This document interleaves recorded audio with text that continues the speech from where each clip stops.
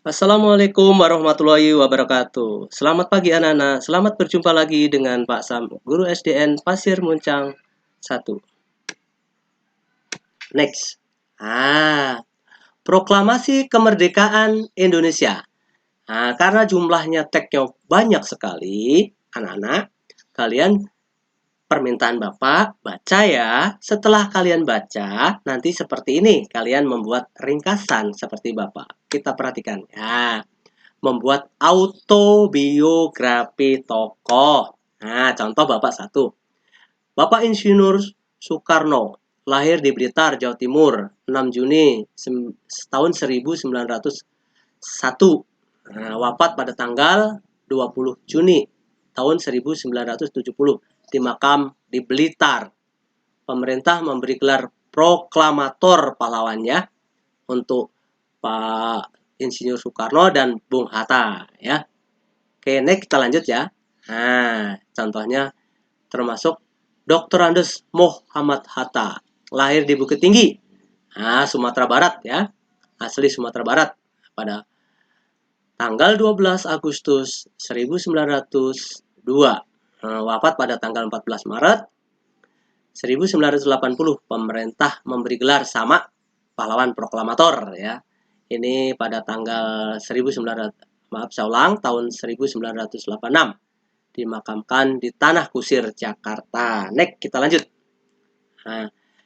Permintaan Bapak, Nana, ya, temukan tokoh ini, baca dulu. Kemudian setelah kamu baca, seperti contoh di atas kalian membuat. Ya, satu, Ibu Fatmawati, ya, lahir di mana, perannya apa, Bapak ini Soekarni Kartodiwiryo, ya, itu perannya apa, Bapak Ahmad Subarjo, ya, dan termasuk Bapak Laksamana Tadashi Maeda, itu yang orang Jepang tapi membantu kita dalam mempersiapkan kemerdekaannya, Nana. Tolong membuat ringkasan, tidak perlu yang tadi tagnya panjang ditulis, tapi kalian cukup membuat ringkasan seperti Bapak contoh tadi, Bapak Soekarno dan Bapak Muhammad Hatta. Next, kita lanjut. Menjaga kerukunan di lingkungan tempat tinggal kita merupakan tugas setiap warga negara. Kita lanjut. Ya. Coba perhatikan seusia kalian nih.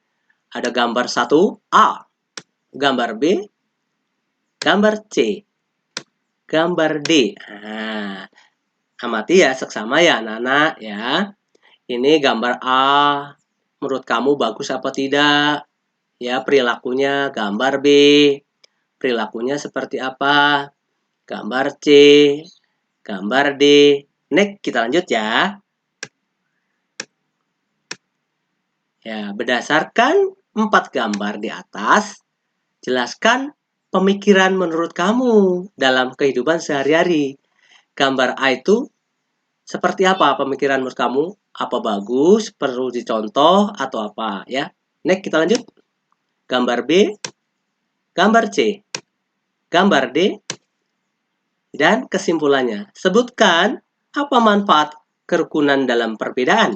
Artinya kita rukun dalam berbeda suku, agama, dan latar belakang ya. Next, kita lanjut. Bacalah cerita di bawah ini. Ya. Kalian baca. Siti, Udin, Lani, Edo, Beni, dan Bayu menjual martabak buatan Ibu Lani. Mereka sedang bekerja sama untuk mengumpulkan dana lagi teman-temannya yang sedang dirawat. Ya, dirawat rumah sakit tentunya ya. Mereka mengikuti bazar ya, makanan di lingkungan tempat Dayu tinggal. Ya, 6 sekawan tersebut menjual martabak. Setiap martabak dipotong-potong menjadi 12. Mereka berhasil menjual 90 potong.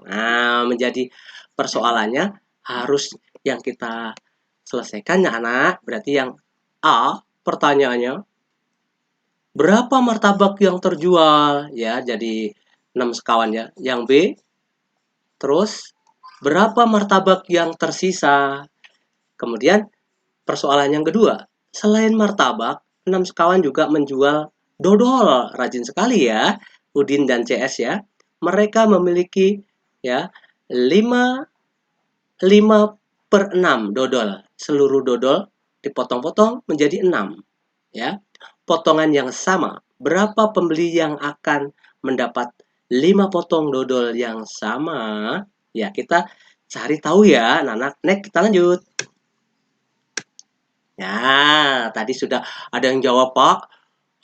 Nomor 1 adalah yang terjual martabaknya 90. Dalam teks sudah disebutkan ya, anak-anak ya. Oke, cara mencarinya adalah seperti itu ya. Maka yang tidak terjual atau tersisa adalah ya 96 ini keseluruhan ya, dikurangi 90 laku. Maka sisanya masih ada 9 potong ya. Itu. Kita lanjut. Next. Ya, yang kedua tadi ya. Secara hukum ya, kalau ada kata bagi, maka kalau pecahan itu diperhatikan ya, berubah 1/6 ketika dalam pemecahan berubah menjadi kali ya. Tapi penyebutnya pindah tempat ya. Yang tadinya 6 ini penyebut kan, jadi pindah ke atas. Jadi pembilang. Yang tadinya pembilang menjadi penyebut. Nah, paham ya Nana ya? Sekarang mudah bukan? 35 dibagi 5, masa nggak tahu ya? Harus tahu dong ya, udah kelas 6 loh kalian sekarang ya. Next, kita lanjut ya. Kita lanjutkan. Ya. Nah, kalau bicara festival ya, mulai dari anak-anak sampai orang kakek-kakek, resep banget nih. Festival budaya. Next, kita lanjut. Ya. Cinta budaya sendiri merupakan wujud dari penerapan makna proklamasi kemerdekaan. Bagaimana kamu memaknainya? Next, kita lanjut. Ya, penuh sukacita ya. Itu ada permainan ya. Ada permainan tongkat itu yang tadi dari NTT tadi ya. Banyak suka yang menerapkan seperti ini. Coba kalian nanti bersama teman kalian praktekkan ya. Memang kita belum tatap muka sih ya, sayang. Kita lanjut. Ya, budaya ini berasal dari NTT atau rangka alu ya, rangka alu ya. Kita lanjut. Nah, seperti ini ya, namanya festival. Ada tari sedati dari Aceh. Ada tari andun dari Bengkulu. Ya. Next, kita lanjut. Nah, sekarang anak-anak kalian waktunya untuk ya, kalau tari sedati teh tergolong pola apa? Ya, pola apa? Tari andun termasuk pola apa? Di sini ya kita jawab, kamu jawab ya. Pelajari sebelumnya ya. Kita lanjut next. Nah, Bapak kasih contoh tuh ya. Tari tandak. Nama tarian adalah tari tandak. Contoh nanti yang tadi temukan sendiri ya. Garis lurus. Nah, pola lantainya garis lurus. Terus kemudian ada tari tambun dan bungai ya. Pola lantainya adalah zigzag. Namanya zigzag ya, berarti kayak kalau di jalan raya zigzag jangan ya, bisa ketabrak nih. Ini kalau untuk pola menari sih boleh ya. Nah, nanti kalian mencari yang sebelumnya tadi lengkapi oleh kalian. Next, kita lanjut. Nah, kita berpikir lagi ya anak-anak ya. Kita cari tahu ya, kita cari tahu ya. Lingkungan tempat Lani tinggal terdiri dari penduduk ya, berasal dari daerah berbeda-beda ya. Dalam latar belakang yang berbeda, Ibu Tini tetangga ya, seorang pengusaha kue berasal dari Jawa Barat. Beliau sangat dekat dengan tetangganya, sering membuat kue ya. Hari ini Bu Tini ya, ia menyumbangkan kuenya pada acara RT ya. Lani ya, di rumah Lani ini Bu Titin memotong kuenya menjadi 12. Nah, 12. Siapa yang tahu caranya bagaimana? Cara mencarinya ya. Kita lanjut ya. Coba cari tahu kalian. Ayo mengasah otak ya. Next, kita lanjut. Nah, ya. Kemudian tukarkan jawaban kalian tadi ya. Tadi sebenarnya itu untuk kalau kita diskusi, tapi yang tadi gampang ya. Nah, ini nomor 2. Lani dan Siti membawa kotak, ya. Titin ke rumah Edo, ya, satu kue berisi 6 potong. Mereka 1/6 kotak kepada 4 temannya. Apakah Lani memiliki potongan kue yang cukup apabila ditemukan temannya mendapat potongan 4? Ya, bagaimana kalau membaginya dengan 3 potong? Kira-kira kuenya cukup atau tidak? Kalau dibagi dengan 4 potong, kuenya cukup atau tidak? Nah, kita cari tahu, ya. Nah, kita cari ya. Yang pertama, ya. Kalian sudah melihat di layar, ya.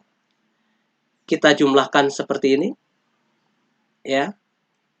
Hasilnya adalah 36 dibagi 12 sama dengan tadi. Kalau kalian teliti di sebelumnya, gambar kuenya juga sudah ada 3, anak-anak, ya. Jawabannya 36 kalau dibagi 12 adalah hasilnya 3. Karena 3 kalau dikali 12 sama 36, sama aja. Untuk poin 2, yaitu nomor 2.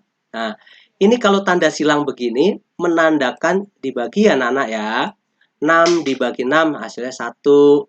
Terus, bawahnya penyebut 6 dibagi 6, 1. Tinggal berarti angka 13. Tersisanya enggak. Yang lain sudah diabaikan. Sekarang 4 dikali 4. Hasilnya 16. Jadi, setelah dikalikan, ya, kan ini dibagi 6, ya. Dibagi 6, ya.